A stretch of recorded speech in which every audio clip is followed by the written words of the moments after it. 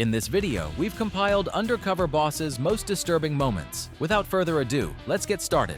Number 3. Armando Montelongo of Armando Montelongo Companies. The reason why I'm going undercover is because my company took a huge leap from $0 to $75 million in 3 years. And so I need to see the intimate most workings of my company to understand what are the problems that lie before me that I can't see from my office. And so I need to make sure that my brand is being represented the right way. Hi, I'm looking for Amanda. I'm Amanda. You must be Kevin. Kevin Jones. I am one of the team leads here at Armando Montelongo Seminar. I make sure the quality is there on the phone calls, the professionalism is there.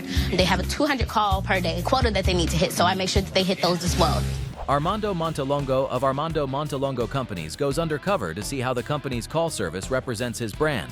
There he meets Amanda, who begins teaching him how their operations work. So I already have you set up to go in your system, and that's where we get our list from. As you can see, you have a lot of people that are non-attended, but you also have people that have rescheduled. So we'll go to the next person, which is Cindy, and then you're going to say, "Hi, Cindy. This is Kevin with Armando Montelongo Seminars." Hi, Cindy. This is Kevin Jones with Armando Montelongo Seminars, free live event. I'm calling in reference to the event you registered for on 7/18. So I want to let you know your seats are reserved. So you don't have to sound so scripted. You want to make it your own. As I'm training Kevin, I'm a bit worried that he's not catching on the way that I thought he would. He definitely needs to just be a little more enthusiastic on the phone call. As Amanda trains Armando, she points out that he needs to sound more energetic when answering calls and continues to give him helpful pointers. However, just as the training continues, a disaster strikes. What you're going to do is you're going to go next, and then go ahead and just hit recover web page. With so many systems being going in here with the same program, it tends to just hiccup sometimes. And now my entire business is at a standstill. I felt powerless. All of a sudden, our system goes dead. And all I'm watching is spinning and spinning. Shocked and in disbelief upon seeing that his company is dealing with a major service error, Armando asks Amanda how they normally handle situations like this. What do we do when this happens? We just wait for it. It's not an issue that we can resolve. It is an IT issue. How often does this happen? If we're really in here pumping, it'll happen maybe twice or so a day.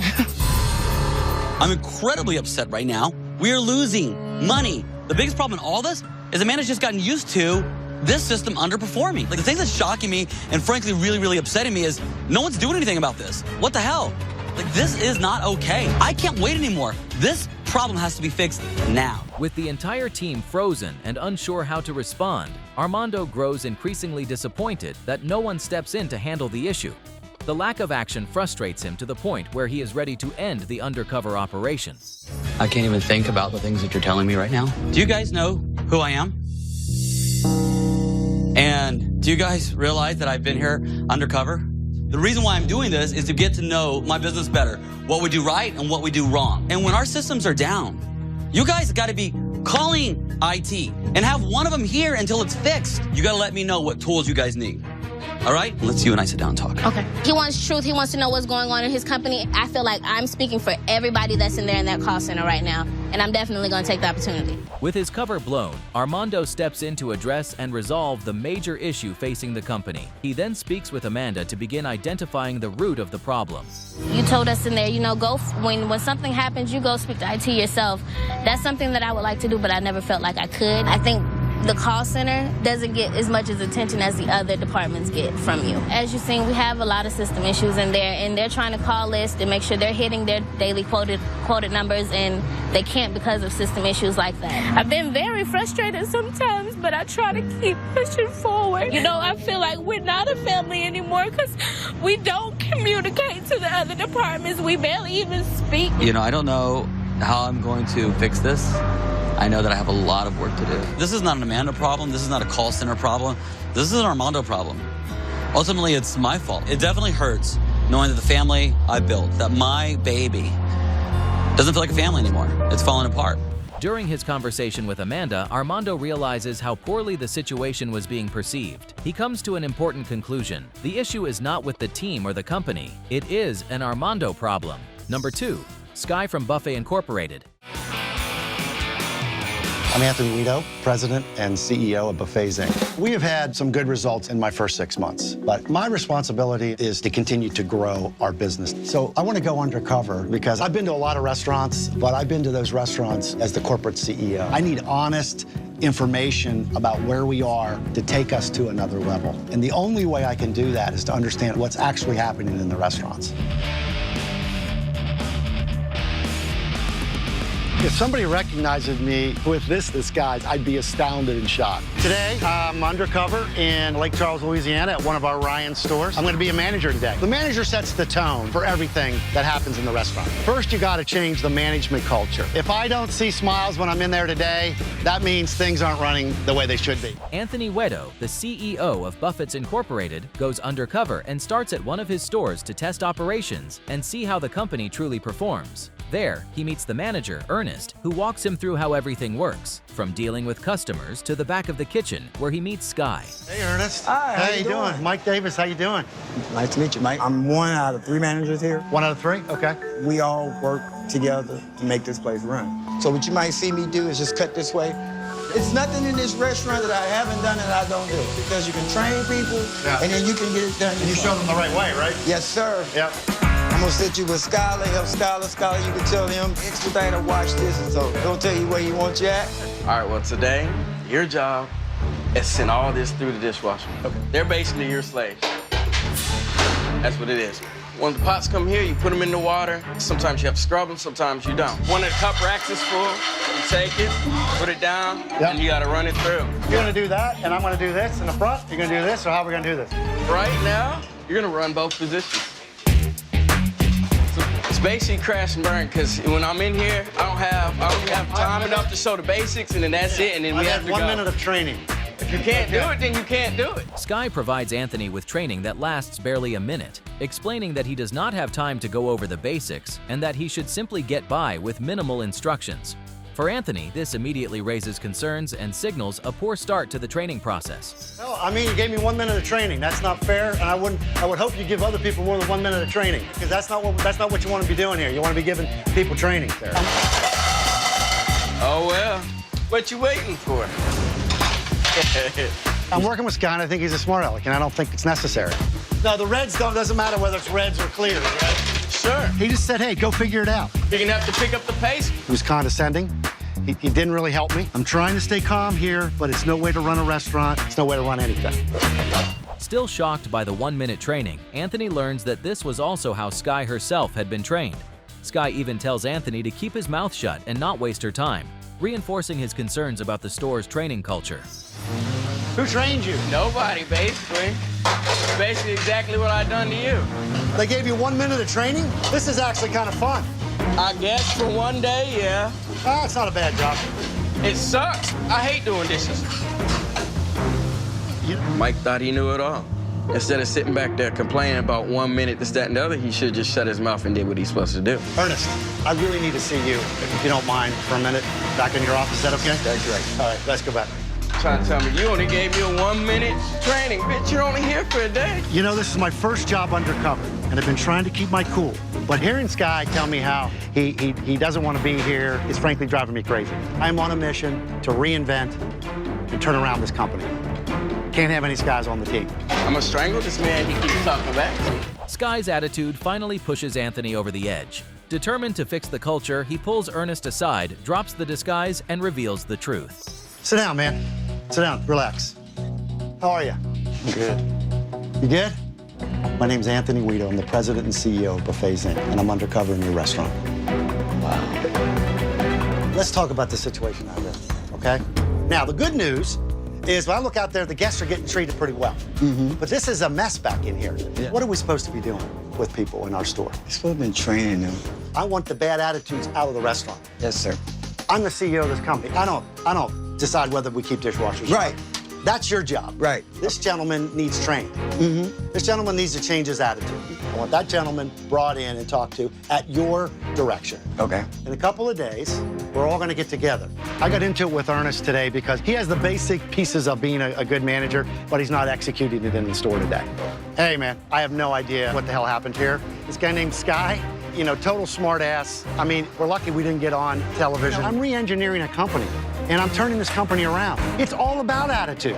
Bitching and complaining. I stacked up the dish room for him. Oh, yeah? Yeah. Bugged the out of me, but yeah, I did it. Like, I don't want to do this anymore. I'm done.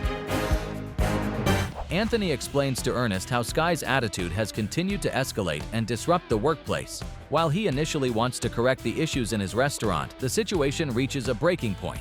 Unable to tolerate it any longer, Anthony decides he is done and walks away. Number 1. Sam of Shoppers World. I'm Sam Duche, and I'm the president and CEO of Shoppers World. Hiya, Dad. How are you? Let's talk about the expansion. We have the whole thing covered. I have everything under control. You got to be careful we don't open too many stores at one time. The customers are loving us. We're on fire. That's all great. When you're We're hot, a you're hot. family that had one store each. There's a big difference between when we were 7, 8 stores to today. Very, very different today. That's what I worry about. I got it covered. My situation is quite similar to my father's situation. His was more out of need to survive, and mine's more out of need to be successful. In this episode, Sam Duche, CEO of Shoppers World, goes undercover to prove to his father and co-owner that the company is running smoothly. Confident in the business, Sam enters the experience unaware of the challenges waiting ahead and soon realizes his father's concerns may have been right all along.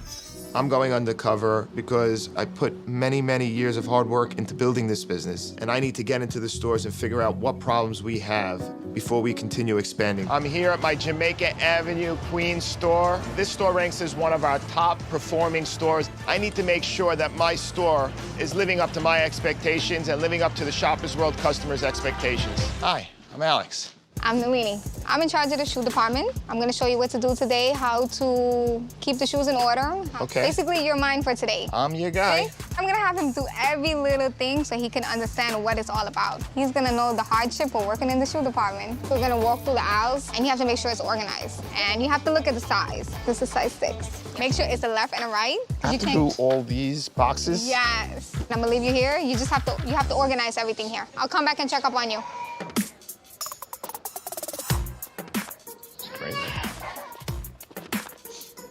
So how are you doing? One thing you gotta learn about the shoe department, you have a certain amount of hours that you have to do a certain amount of things. So you have to hurry up. All right, so you want me to finish this up? Yes. Sam begins his first job at a Queens, New York location where he meets Nalini and immediately gets to work. It doesn't take long before he starts encountering the first signs of trouble within the store. Wow, this is a mess. Organizing the shoe department, I started to realize that the buyer is buying way too many styles for the amount of space we have in our stores. There are maybe 8 to 10 styles here. They won't all fit up here. You have to make the space. Imagine you have to go through this whole area. And then you have to do the purses and you have to do the belts. That's your department too. I'm constantly pushing the buyers as hard as possible to buy unlimited amounts of product. And they're overestimating how much merchandise they're filling the stores with. It's not Nalini's fault. It's our fault. It's my fault. Sam is shocked to discover that the store struggles with basic organization due to overwhelming inventory. What seems like a simple issue quickly becomes a sign of deeper operational problems. I'm here today in Morrow, Georgia, at the South Lake Pavilion Shoppers World. I want to find out if we're turning over enough merchandise in this location to make sure that we're living up to our motto, always new, always for less. Shar? I'm gonna do some Hi. pepper. This is Alex. How are you? I'm Shar. Nice to meet you. Very nice to meet you. All right, so we're gonna be organizing these pins. We like to have all the pins facing this way. Okay. You know, I happen to notice those are uniforms. When is back to school? Well, it was like in August, like this past August. So So we just keep them here what- just in case, you know. Whoa. Yeah. You're gonna sell all those? I mean, we plan on it. It's the fact that we have that amount of uniforms and back to school is over, that's a serious problem. The summer is over. I should see outerwear, I should see heaters, I shouldn't see fans. That's my cash sitting on the sales floor. All right. You have to make sure everything is neat so that it looks presentable when you're Got ya. looking down. Okay. Oh boy, I think I ripped them. Yeah, we don't want to rip the merchandise. Okay, just continue fixing everything up. Okay. We're gonna be dressing a mannequin. Well, I wouldn't want you climbing up there, so you just guide me and tell me what to do. Okay, cool. We're gonna put some different merchandise on there. So you're gonna be picking out an outfit. Want me to pick out an outfit? I'm That's picking where out. your fashion sense comes in. They don't give you like a class or a training manual or No, something? not at all. I have specific store standards that are written in a manual of exactly how to display merchandise. Shar didn't even know about the manual. That's just ludicrous. So, Alice, what do we have here? There you go. That's what it's all about. You sure the customer's gonna be able to reach it all the way up there? Well, that's what the sales associates are here for. If they need something, we have to get it down for them. So what you want to do is... We're not in the boutique business. I'm not displaying merchandise the way she was displaying merchandise. A total colossal waste of time. How did you learn all this? I mean, didn't go too well, or? I mean, they basically just So threw no me on the training, register. no manual, no studying for this job. No, not at all. We're in the self-service business. Stack them high, let them fly, let the customers choose what they want. I'm shocked and disappointed. Disappointed mostly in myself for allowing this to happen. This totally stems from the top down. Where's my district manager who's been with the company for years? Has he even given them the manual? Howard. Yes, sir. We got some serious issues. Okay. Problem number one, no merchandise manual. Where is my merchandise manual? It looks like there was no store visits. Yes, sir. There was no DM checklist. Right. Where are all my standards? Where are all the policies we put in place? Problem number two, Yes, sir. how come nobody made us aware that we have tons of uniforms left over from spring? We can't run a business like this. Yes, This sir. is terrible, terrible. I need you Okay. and Matt, the DM, to fly down here and fix it immediately. Yes, sir. Out-of-season stock, ignored merchandise guides, and disorganized displays reveal serious management failures. Sam grows increasingly disappointed as everything appears far from the standards he expected. I'm here in Cleveland, Ohio. I'm going to be working with one of our sales lead associates in our children's wear department. After working with Charteria and Nalini, I've realized that I have a lot of issues to deal with. But this store is turning through merchandise like crazy, and I hope I'm going to find a lot of great attributes that I could expand throughout the rest of the chain. I'm Carol. Ah, pleasure to meet you. I'm Alex. Hi, Alex. I'm super excited to work. Awesome. My job is to take care of the children's department. You are going to be scanning for markdowns, So how many things do we have to scan? the whole department. Now, that runs from that wall to that wall. You want me to scan from that wall all the way to that wall?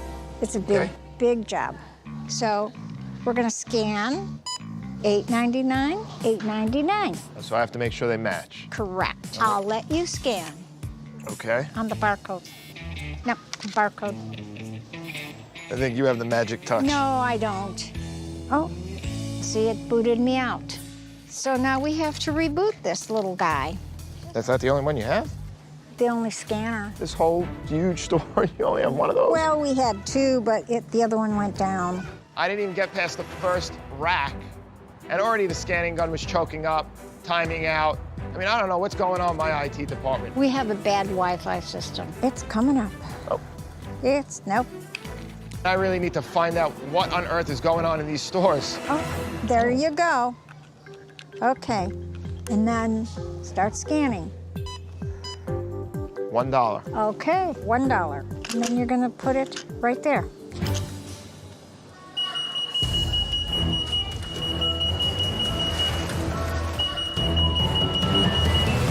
What's going on? Somebody stole something. Well, where's security? We're the security. It's like every time I walk into a store, I never know what I'm gonna find. After what I just saw and what I just heard, I'm really boiling right now. There's definitely gonna be some major action taken on this circumstance. One issue leads to another. Malfunctioning pricing machines, followed by a robbery inside the store. Sam is stunned that every location seems to be facing major problems. Hi, I'm Amy. So what just happened is we just had two suspect ladies that were actually stealing. Don't you have cameras? I see all cameras. We have cameras, but we don't have security. We've had instances where I got pepper sprayed. It does happen. This is a serious problem that we do face here without security. How often does this happen? This happens once or twice every day. Imagine if somebody has a gun. You don't know, so you don't know what you're putting yourself into. She has a family. Everybody has a family, you know, but it's either not your worth job it. at the end or you be security. You gotta tell the company, though. We've tried, so. I've let everybody down. For me to put her in harm's way just breaks my heart. Something needs to change immediately. Do you realize they just got robbed? I was just in this store.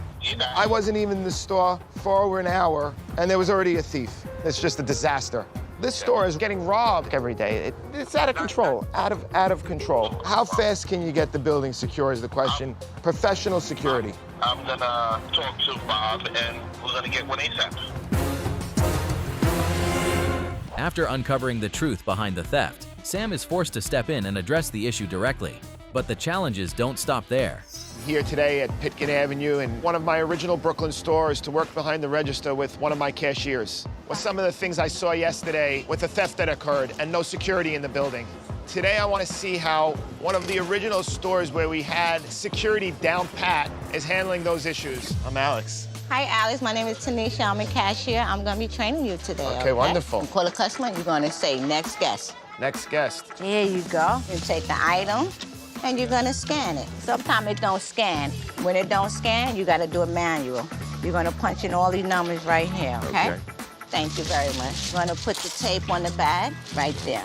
Reason why we tape the bags up is for security reasons. The fact that the store took the initiative on their own to try and deter theft by sealing the shopping bags amazes me. But I still need to update the security systems in all our stores. At the final store, Sam expects better security, yet finds even more alarming problems. Employees resort to taping bags shut to prevent theft, exposing just how broken the system has become. By this point, Sam realizes his company is facing far more chaos than he ever imagined. Taking this journey through my stores has made me feel I've lost sight of what's important. I changed that. I went out and I expanded the company, and I've broken some of the values and ethics that my father and grandfather have believed in. It just sunk so deep inside me how I'm not doing my job as a CEO. If you enjoyed this video, click now to watch the next episode and see the worst employee moments on Undercover Boss.